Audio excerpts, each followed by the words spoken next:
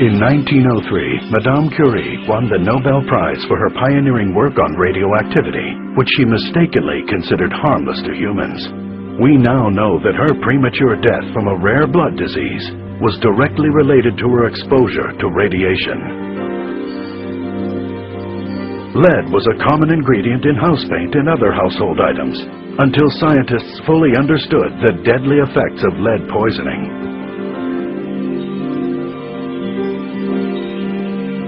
Until the 1980s, the federal government was reluctant to stand up to the powerful tobacco industry, even though millions had died of smoking-related diseases.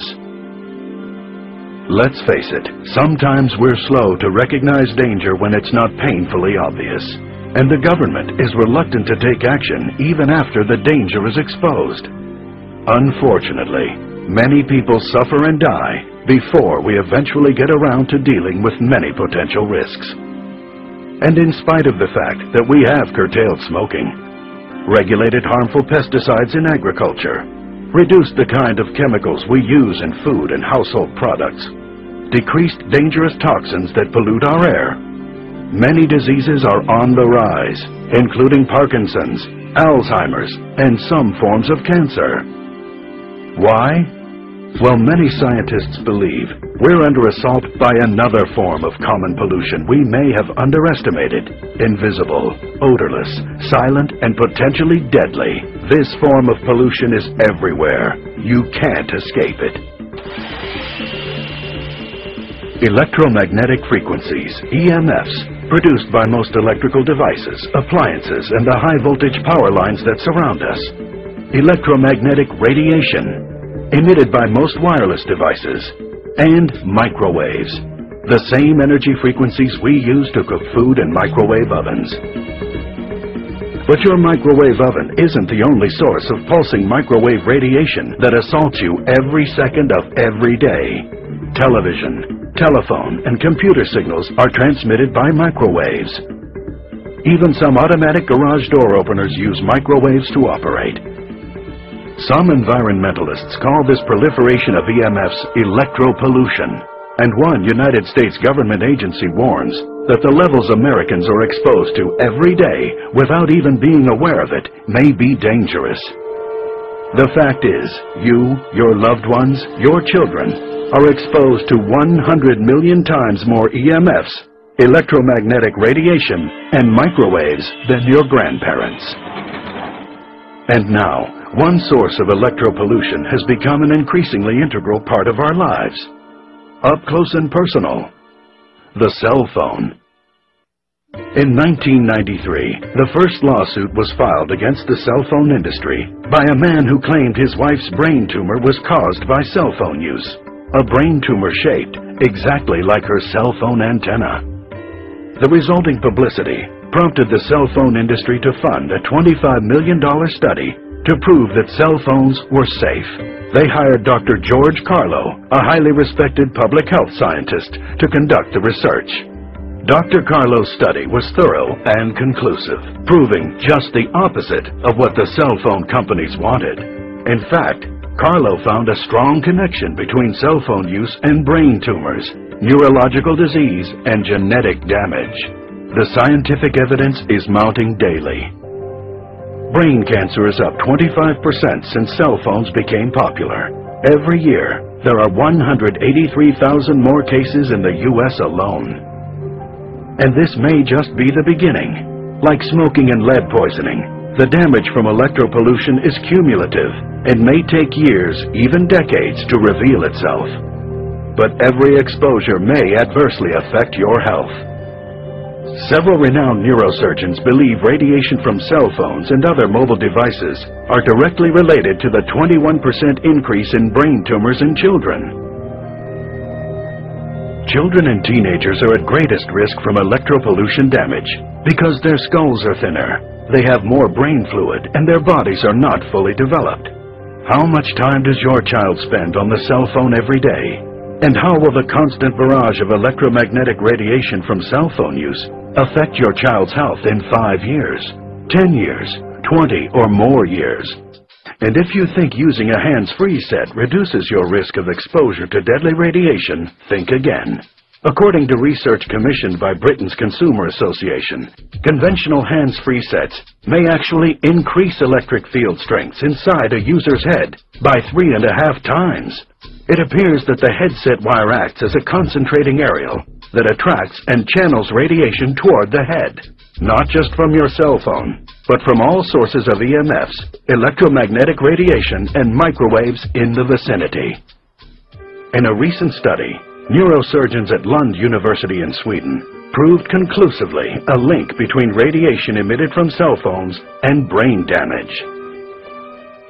The researchers attached cell phones to the cages of rats and exposed them to intermittent electromagnetic radiation for only 2 hours, emulating typical cell phone use. 50 days after that single 2-hour exposure, the rat's brain showed significant blood vessel leakage, as well as areas of shrunken, damaged neurons. Researchers concluded that if human brains are similarly affected, the damage could produce significant long-term mental deficiencies. And in 2004, respected scientists in Sweden proved for the first time a definitive human link between cell phone use and benign brain tumors located exactly where the patients held their cell phones. Dr. Sheldon Levy, a respected physician and surgeon, has studied the effects of EMF radiation. I have to tell you, it's hard to ignore the data. We must consider the long-term risks of cell phone use. If indeed the effects are cumulative, then young people who are using cell phones at such an early stage in their development run a particularly high risk. But cell phones aren't the only culprit. Scientists have become increasingly concerned about the potential risks involved in exposure to low-level microwave radiation from microwave ovens.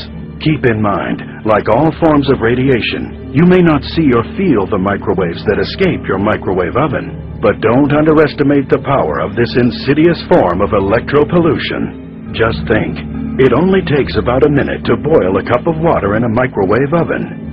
Disconcerting when you consider the human brain is 90% water. Certain body organs are particularly sensitive to this thermal effect or heat generated by invisible microwaves. Your stomach, intestines, and bladder are especially sensitive to thermal damage from high levels of microwaves, EMFs, and electromagnetic radiation. Likewise, the testes are very sensitive to changes in temperature.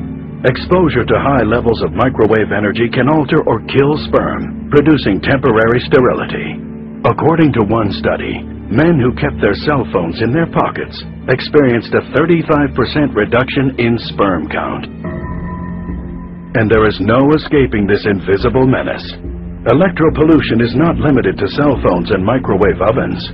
Home computers, laptops, cordless phones, televisions, refrigerators, hair dryers, coffee makers, even our cars add to the daily accumulation of electropollution that may be pushing us closer to a national health crisis. Do you or your children use a laptop computer or a video game console? Do you use these devices on your lap? Consider this. Scientists are exploring the connection between EMFs from the electronic devices we use on our laps and the astounding 50% increase in testicular cancer over the past 20 years. One important study in the U.S. found a link between those who work in an environment with high EMF exposure and neurodegenerative disorders, such as Alzheimer's disease, Parkinson's disease, and Lou Gehrig's disease. But it's not just about diseases. Research shows that continual exposure to this onslaught of electropollution disrupts your natural energy levels, triggering an adrenal response which, in turn, increases stress responses. This constant stress contributes to your energy depletion and fatigue, lack of concentration, poor work performance, and difficulty getting a good night's sleep. Based on the research that I've reviewed, I'm convinced that the chronic exposure to electromagnetic frequencies plays some role in the dramatic increase in stress-related diseases and conditions that we've been seeing. If electropollution is so dangerous, why doesn't the government step in and do something about it?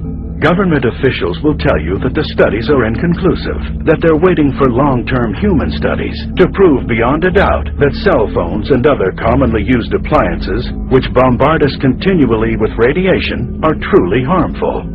Can you afford to wait? Are you willing to put your health and the health of your loved ones on the line while the government spends years confirming what so many respected scientists already consider an international health crisis?